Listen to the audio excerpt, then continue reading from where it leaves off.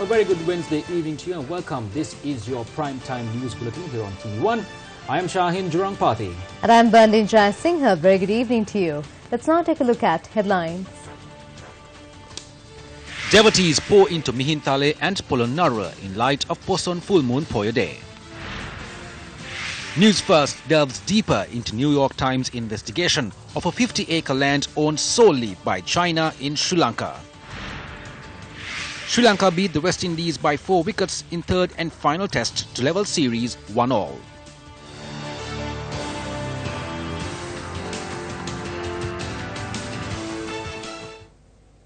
Yesterday, News First reported startling revelations made by the New York Times on China's direct involvement in funding Sri Lankan elections and its stranglehold on Sri Lanka.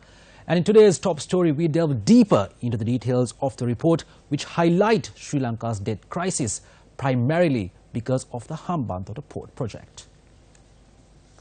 In its investigative report headlined How China Got Sri Lanka to Cough Up a Port, the New York Times said Chinese officials and the China Harbour Company, which constructed the Hambantota port, went to great lengths to keep relations strong with President Mahinda Rajapaksa, to the point that large payments started to flow towards the president's circle as the presidential election drew closer. The New York Times reported at least $7.6 million was dispensed from China Harbour's account at Standard Chartered Bank to affiliates of Rajapaksa's campaign. The New York Times said similar reports emerged from countries like Bangladesh and the Philippines, adding that both the countries had banned China Harbour from future projects on accusations of bribing officials and other corruption practices. Quoting former Indian Foreign Secretary Shivashankar Menon, the New York Times said the government of President Mahinda Rajapaksa initially approached India for the port. But after its refusal, Rajapaksa later announced that China had agreed to get on board for the port. The first loan at $307 million had originally come at a variable rate that usually settled above 1 or 2%. For comparison, the New York Times says rates on similar Japanese loans for infrastructure projects run below 0.5%. The report in its investigation further reveals that in 2010, the president's 65th birthday was approaching, and to mark the occasion, he wanted a grand opening at the Hambantota port. Chinese laborers began working day and night to get the port ready, but when workers dredged the land and then flooded it to create the basin of the port, they had not taken into account a large boulder that partly blocked the entrance, preventing the entry of large ships. China Harbour blasted the boulder a year later at a cost of $40 million.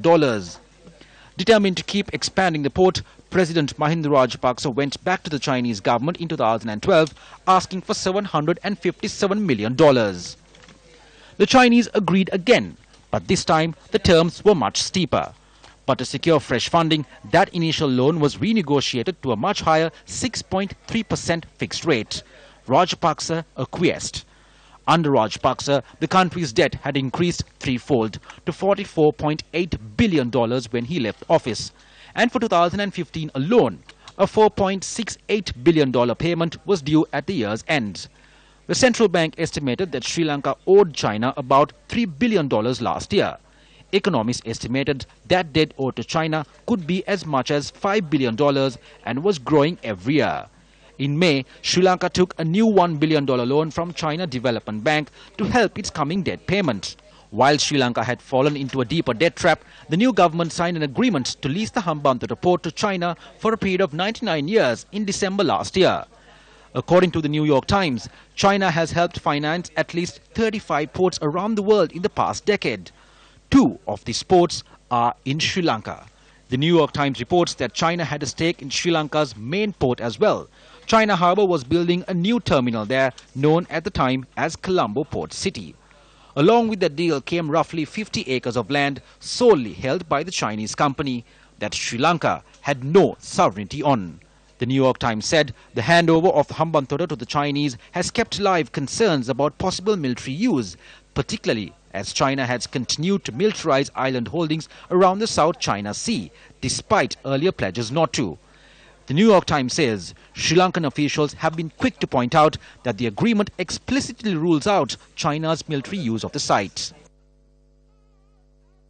during the previous presidential campaign time, we saw that money has been came in very big numbers to do the very aggressive election campaigning, and moreover, we saw after this regime change took place, we have to pay these amounts, this money back to the Chinese government, and we was not able to do it, and instead of paying it back, we have to hand it over the Hambantota port for Chinese industries, which was not on the national interests of the Sri Lanka. But here, when the negotiation process took place on Hambantota and Colombo port city, the experts in Sri Lanka continuously argue that the favorations are given to the Chinese government instead of getting it back to the Sri Lankans. So we know that concretely with this comprehensive report that the previous government, previous regime benefited out of this for their election campaign. But here, in the other hand, we are now experiencing the same pattern of Chinese loans in a very high interest rates. We now very surely know with very comprehensive details the previous Mahinda Rajapaksa regime got the favorations. Is the present government also getting that sort of a favorations from the Chinese government? The Minister of Resettlement says the Cabinet of Ministers has granted permission to award the contract for a housing project in the north and the east to a Chinese company. When inquired, the Secretary to the Ministry of Resettlement says the Chinese Railway Beijing company will be constructing 40,000 houses in the north and east together with a local company. The Chinese company has agreed to complete the project within 2 years. The Secretary added that there is a requirement of over 160,000 houses for the people who have been affected by the war, and that the agreement was reached with the Chinese company to provide these houses as soon as possible. The responsibility of constructing the 40,000 houses in the north is vested with Minister Swaminathan. He will monitor the project. I think it is important to ask Minister Swaminathan regarding the project. Through the provisions of the central government, we are constructing several Udagammana projects in the north and the east. We have taken steps to construct several Udagammana villages. Today marks the Poson Full Moon Poya Day, which celebrates the arrival of Buddhism in Sri Lanka.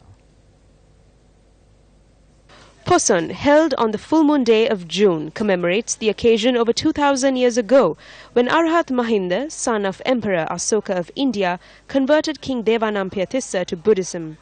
Several programs were held at the Mihintale Raja Mahaviharya throughout the day today to celebrate Poson. The exposition of the sacred relics of the Mihindu Maharat Thera at the Mihintale Raja Mahaviharya was held today and will conclude tomorrow. The Mihindu Mahaperahara paraded the streets of the Mihintale sacred grounds last night to celebrate Poson. Chief incumbent of the Mihintale Raja Mahaviharya, Venerable Balava Hangunuvave Dhammaratana Thera, says all facilities are in place for devotees arriving at the Mihintale sacred grounds.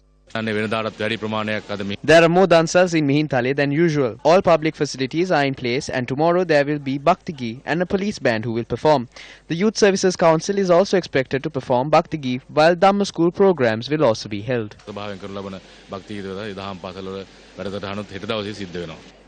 Meanwhile, a puja offering was made to the Jayasri Mahabodhi this morning. A water purifier was declared open at the Ruwan Valley Saya for devotees under the Gammed initiative this afternoon.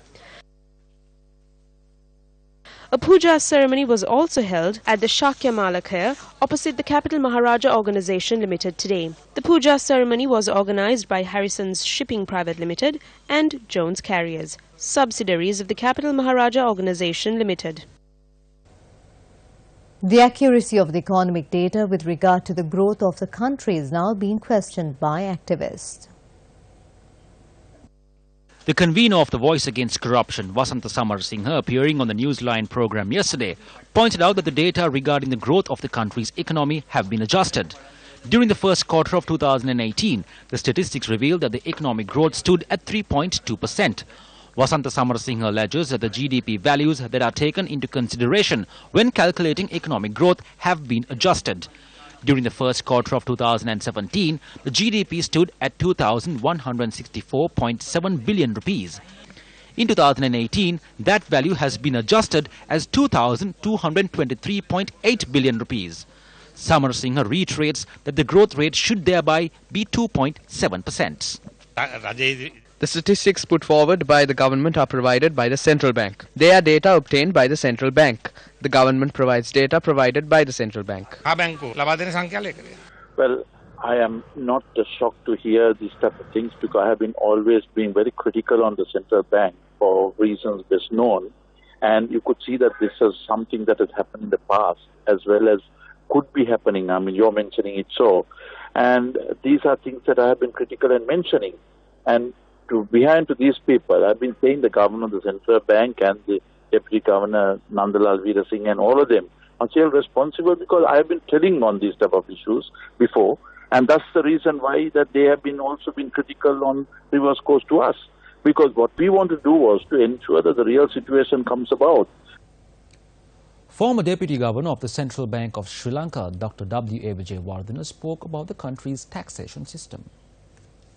Speaking at a seminar yesterday, the Commissioner General of the Inland Revenue Department, Ivan Dissanayake, said 24% of the income of a person and 28% of the income of a company will be charged as income tax. Though direct tax has been charged in this manner, the people are also paying a high percentage of indirect taxes. To raise revenue, there are only three ways available. One is taxing people through direct taxes. The other one is taxing people through indirect taxes. The third one is getting the public enterprises to generate profits and transfer those profits to the government. Unfortunately for Sri Lanka, historically, we had been concentrating on imposing taxes on goods and services, which is known as indirect taxes, which fall unreasonably on the low-income people. Because normally when a tax is imposed on a good or service, the government always chooses the goods or service which has the highest level of tax base. When the poor people consume those goods and services, they have to pay a bigger tax amount compared to their revenue than rich people. Therefore, those indirect taxes are always considered as an unjust tax. The government has to raise more revenue through profit transfer from the government enterprises, which means that all the loss-making enterprises should be converted at least to a situation where they don't make either loss nor profit. The second one is imposition of the direct taxes on the people should grow faster than the growth in the total GDP of the country, and the imposition on the indirect taxes should grow slower than the growth in the GDP of the country. Though economists suggest that if the indirect taxes are to be reduced, the state-owned enterprises have to be at a non-loss-making state. Corruption at the CEB causes the burden to be placed on the general public. The CEB purchases a unit of electricity at 28 rupees from a privately owned power plant in Ambilipitia. That same unit is sold to the consumer at 16 rupees. Though the CEB incurs a loss, that loss too is transferred to the general public. As per the long-term generation plan created to provide electricity at a lower cost, there have been no new power plants constructed in the country after the year 2014. The CEB purchases electricity from private power plants to supply electricity to the people. That too is done violating the legal framework of the country. As per the Lanka Electricity Act, when power is purchased, the proper tender process should be adhered to. An emergency power purchase without calling for tenders can only be carried out when the country is facing a national disaster situation or when a major power plant malfunctions over a long period of time. That process too requires cabinet approval. The CEB has not adhered to any of the above when purchasing electricity from the private power plant in Ambilipitia. The agreement with the power plant, which generates 100 megawatts, expired in the year 2015. A unit has been purchased from this particular plant at 28 rupees. Though the agreement with the power plant had lapsed, it has been decided to purchase electricity from it for a period of 3 years from the 5th of April 2018.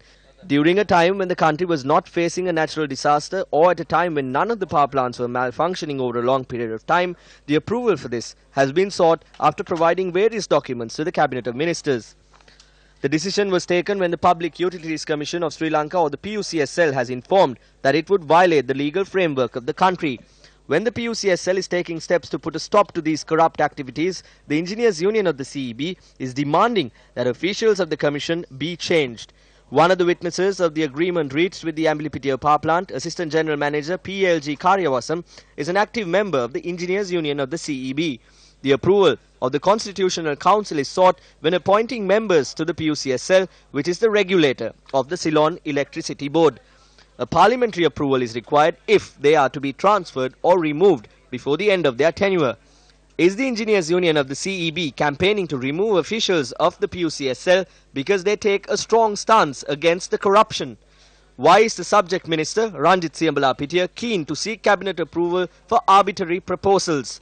Ostriches bury their heads, hoping it will make them invisible. The general public understand what these politicians are doing, thinking they are invisible. Through scams of this nature, that are similar to the infamous bond scam, the people of the country continue to be burdened. The investigative journalism practiced by Newsfirst is fully backed by unimpeachable evidence that will stand the scrutiny of any fit and proper court of law. The Newsfirst ethos is to bring to the notice of the public information that is of significant value, especially in matters that affect the day-to-day living of the population. The power and energy sector is easily the most critical area affecting, as it does, many sectors, leisure, tourism industries and so on. Team Newsfirst is confident in the extreme that every report carried by us in whichever medium is for the betterment of our country.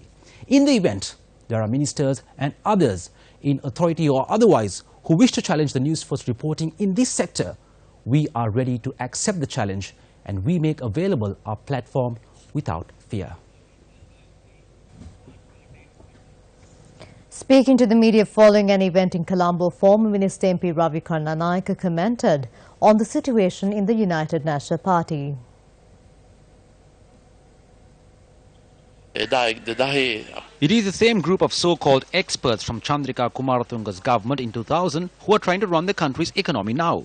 2 or 3 of them who steered the country towards a negative economy then are now in operation as well. This doesn't suit the United National Party. I would like to remind you that the United National Party is a party which always created an era which ensured the people always had money in their pockets. Those who spearheaded the negative economy then are in administration today as well, which is an issue. I believe it is important these things are said without hiding around. The UNP has very strong and intelligent people who have been cornered. But this is the era we are in, where such UNPers have been harassed and put aside. We have to make a change.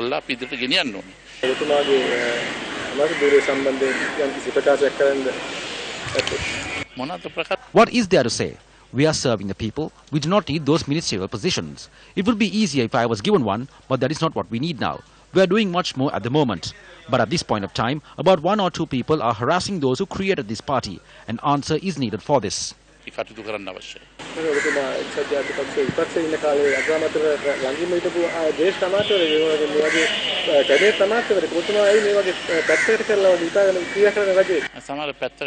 I think sometimes it is better to just step aside. Then you will see those who are incapable. We are still protecting the Prime Minister, but a few are trying to destroy the party, which we are trying to stop. The people place their faith on the United National Party, not on those who can't get any votes. The Poson zone of the Sithul Power Rajama Viharya is being held this year under the patronage of Minister Sajith Premadasa. Minister Premadasa attended religious activities held at the Sithul Power Rajama Viharya early today.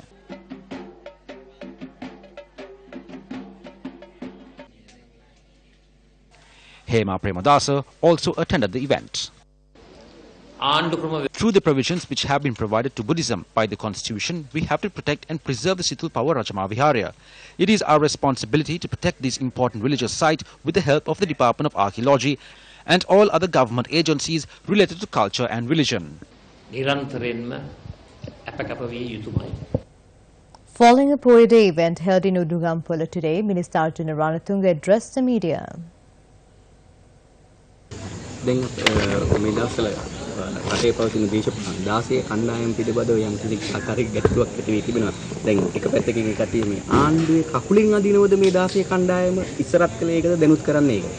නෑ මම හිතන්නේ මේ 16. No, I think there are good ministers among these 16 MPs who pursued respectable politics, but they were dragged into this situation by a few gamblers who don't even have a public mandate. They were planning to topple the government and remove the Prime Minister. They were trying to turn the President against the Prime Minister. Individuals who entered Parliament through the back door without any voter base and got higher ranks are the main culprits behind these issues. They spent large amounts of money to plan this out. But the mandate given by the general public can never be forgotten. Today we see Honorable Arjuna Ranatunga making a statement that the 16 Kalliya, the group of 16, they were good ministers, deputy ministers, members of parliament, and at the same time there were some people who came from the back door, who do not have a vote base, came and destroyed the government that was formed to do good governance. But I would like to ask Arjuna Ranatunga, today you are in the United National Party. Don't you think Mr. Malik Samaravikrama came there and ruined the entire UNP completely? We know UNP is a party that belongs to the people of this country and to all race and creed of this country. What happened? Who brought it to this level? The bond issue came a big one. Everybody was taught how to rob. Everybody who did not have the feeling towards the masses, towards the UNP membership, people who did not know the requirements of the masses, became chairmen of the party. Mr. Malik Samaravikrama became the chairman. From that day, this party declined to this level, and today the people have no recognition, people have no faith in the UNP. In other local news, a suspect has been arrested in connection with the murder of a 6-year-old girl in Sulipuram, Jaffna. The suspect is a 22-year-old area resident. The suspect was produced before the Lanka Magistrates Court and was remanded till the 11th of July. The post-mortem conducted yesterday at the Jaffna Teaching Hospital revealed that the girl was sexually abused, strangled to death and then dumped into the well. The girl was reported missing from her residence since Monday, and when her parents had searched for her, they made the gruesome discovery. The victim was Sivaneswaram Regina, a grade 1 student. A former investment banker from London with aviation sector experience says, given the fleet size of Sri Lankan Airlines, the staff level is in line with industry standards and does not justify a reduction at this point of time. Sanjana Fernando told Newsfirst that comparing the staff to plane ratio of Sri Lankan Airlines with other major airlines is wrong and could lead to a misguided picture on staffing. Sri Lankan Airlines currently has a headcount of around 6,800 staff and 27 planes, which works out to a staff to plane ratio of around 250. It was recently reported that the government was considering a retrenching of excess staff. Sanjana Fernando, citing his analysis, claims that there will be a regression of staff numbers as the fleet expands and a reduction is not justified. Fernando said if staff levels are significantly reduced based on wrong or misguided information, it could lead to a sudden collapse of the airline. Sri Lankan Airlines does not have an excessive amount of employees like the SLTB or the Ports Authority. More than 3,000 employees work for the foreign airlines that land in Sri Lanka. In the annual expenditures of the Sri Lankan Airlines, only 13% is allocated for the employees. If someone thinks that if he can reduce more of this 13% of the expenditure, that is a foolish notion. It was revealed at the Presidential Commission to investigate corruption at Sri Lankan Airlines that there was a sudden influx of employees at the national carrier between 2012 and 2017. The number of employees increased from 5,594 to 7,021. In sports news, Sri Lanka salvaged some pride with a 4-wicket win over the West Indies in the third and final test at Bridgetown, Barbados. The win ensured Sri Lanka levelled the series 1-all after having lost in the first test. Well, in shocking news from Russia, 2014 world champions Germany, who annihilated Brazil in the semi-finals in Rio 2014 7-1 and eventually went on to win the World Cup 1-0 against Argentina, have been knocked out of the 2018 World Cup in Russia by South Korea, who beat the world champions 2-0 just a short while ago. Rather shocking news. And also in other shocking news, Sweden has beaten Mexico 3-0. Well, with that shocking news, we wrap Primetime News. I'm Shayan Jarampati. And I'm Bandin Jayasinghe. Take care. Good night.